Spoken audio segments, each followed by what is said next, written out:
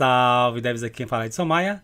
Dando continuidade à nossa série extra de vídeos do React.js, o que seria equivalente à nossa aula 12, Extra 2, nós vamos ver pequenos detalhes acerca da responsabilidade que faltou a gente implementar para os componentes e páginas seguintes. Então, indo lá para o nosso projeto, no nosso componente footer, lá dentro do CSS, basicamente o que foi que eu fiz? Acrescentei aqui duas media queries para displays de 768 e de 480 e basicamente eu só alterei o font size do nosso footer. Então esse foi o foco principal, beleza?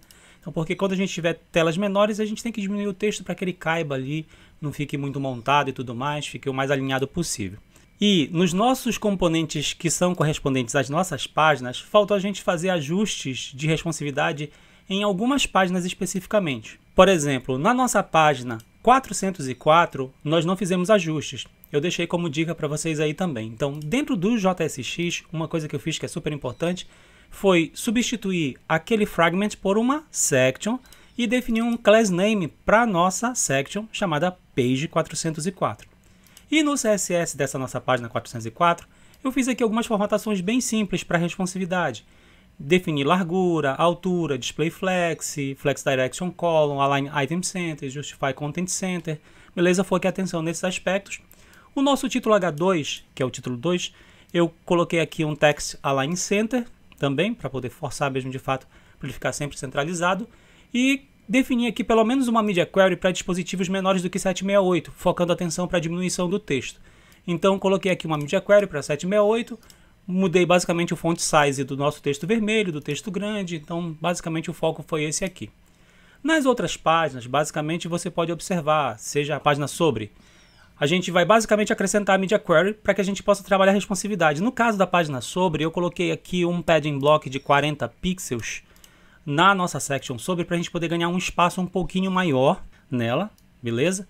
E eu coloquei basicamente aqui duas media queries para 768 e para 480, só mudando aqui basicamente a orientação do conteúdo. Ao invés dele ficar em linha, colocar ele em coluna, que é a nossa bio, que é a nossa biografia, e diminuir um pouquinho a imagem, pelo menos 50%, para que ela não fique muito grande em displays menores.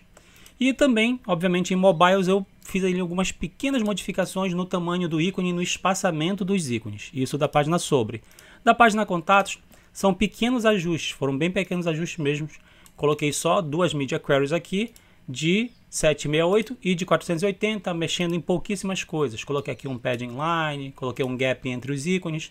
Então não tem muito mistério, pessoal. Essa parte da responsividade você tem que ir trabalhando e ajustando. Então, se eu tiver no nosso browser, pressionar as ferramentas de desenvolvedor. Se eu tiver aqui nas ferramentas de desenvolvedor, se eu escolher, por exemplo, o iPhone 5, beleza. Então eu já tenho o ajuste da página home, o ajuste aqui da página sobre. Observem que agora eles estão um abaixo do outro por causa do flex direction column. Tenho os ajustes ali, beleza. A página, obviamente, ela só está com uma barra de rolagem aqui para o lado por causa do nosso header, que isso a gente vai ter que ajustar. E tem aqui a página de projetos, já estava ok, né? E se a gente for para dispositivos maiores, por exemplo, se eu colocar aqui um Surface Pro, página de contatos, observa, contatos. Se eu mudar aqui para o iPhone 6, né? Está aparecendo normal também, sobre, contatos, sobre, vejam que está aparecendo tudo bem tranquilo. Então essa parte de responsividade, basicamente eu só mexi no footer e depois fui trabalhando página por página, beleza? Então não tem muito mistério. Uma coisa que é super importante de mostrar para vocês aqui das ferramentas de desenvolvedor, quando você estiver trabalhando, é que aqui em cima, além de você escolher a dimensão, responsive e tudo mais, você pode escolher as dimensões que você quiser. Se você tiver, por exemplo, aqui, iPhone 5, que é uma resolução bem baixa, né? Aqui na parte de cima você tem algumas guias, que são diretrizes. Por exemplo, se você clicar nessa parte central, você vai ver dispositivos até 320 pixels de largura. Clicou, ele ajusta. Aí um pouco mais à direita, se você clicar, ele já mostra com uma resolução um pouquinho maior, que é 375. Um pouco mais à direita, 425. Um pouco mais à direita, 768.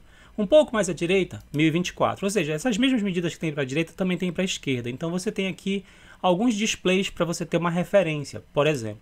Então toda vez que você mudar para o iPhone 5, se você quiser ir mudando, você pode ir clicando só aqui nas laterais e vendo qual ajuste está ficando, se está ficando tudo do jeito que você acha que seria o recomendável. Se não, basta você vir em responsivo, colocar a medida que você quer, 768 por 1024, usar o tab aí, clicar fora, que que aí vai ficando tudo beleza, sem maiores problemas. Então, os ajustes de responsividade das páginas que faltavam e especificamente do nosso componente footer já foram feitos, beleza? Qualquer dúvida eu vou deixar o material nas instruções em arquivo Markdown, dá para vocês darem uma olhada lá com calma, ou então basta dar uma pausa no vídeo, dar uma olhada no CSS e faz as alterações que são necessárias, beleza?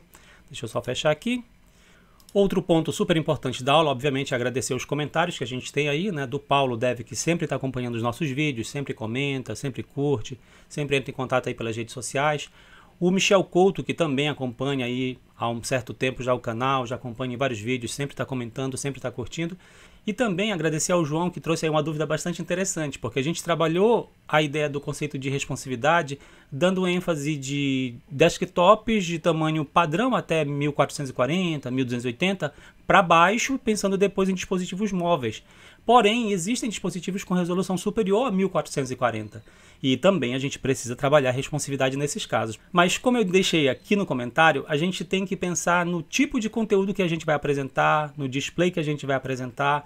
A gente tem que se preocupar com a qualidade do conteúdo. No caso de imagens, vídeos, a gente tem que se preocupar muito com a resolução, com a renderização, o tempo de carregamento. Então a gente tem que pensar em todos os aspectos. Então, por exemplo, se a gente vai trabalhar com dispositivos com telas grandes, telas pequenas, a gente tem que preferir utilizar imagens no formato SVG, que elas são imagens escaláveis, elas são mais leves, a performance vai ser muito melhor.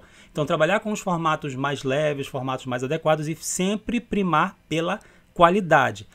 Um dos pontos principais da responsividade é a legibilidade e a visibilidade. Então a qualidade visual ela não é só um aspecto estético, é porque o usuário que vai utilizar, ele vai tocar na tela, ele vai rolar, ele vai ter que ver para poder interagir. Então eventualmente você vai ter que esconder algumas coisas, eventualmente você vai ter que aumentar ou diminuir o tamanho de outras. Então é um trabalhinho assim bem demorado e que a gente tem que fazer com bastante esmero. Obviamente eu gostaria de deixar um agradecimento a todo mundo que segue o canal, que curte, que compartilha, porque isso é importante para que o canal ganhe mais alcance e ao ter mais alcance a gente possa divulgar mais facilmente esse nosso conteúdo. Esse vídeo ele é basicamente para eu poder trazer essas dicas para vocês. No próximo vídeo da série eu vou mostrar para vocês como que nós vamos trabalhar a responsividade do nosso header, trabalhando com o recurso do nosso menu sanduíche. Como eu disse para vocês, a aula de hoje basicamente vai ficando por aqui. Não se esqueçam de curtir, compartilhar e assinar o canal. Salve devs! Até a próxima!